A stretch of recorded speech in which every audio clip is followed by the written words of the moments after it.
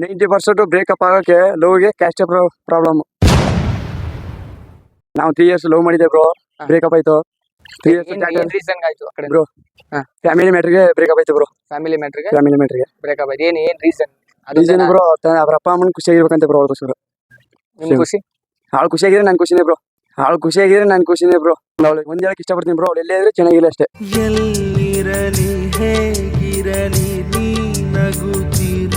ಬೇರೆ ಏನಾರು ಹೇಳ್ತೀರಾ? ಬೇರೆ ಏನಿಲ್ಲ ಬ್ರೋ, ಅವ್ರು ಯಾರ ಜೊತೆಗಿದ್ರು ಅಷ್ಟೇ, ಅವ್ಳು ಖುಷಿಯಾಗಿರ್ಬೇಕು ಅಷ್ಟೇ ಬ್ರೋ. ಕೈ ಹಿಡಿಯೋ ಬಂಧುಗಳು ಯಾರಾದರೂ ನಿನ್ನ ಜೊತೆ ಇರೇ ಭಾಗ್ಯವಂತರು.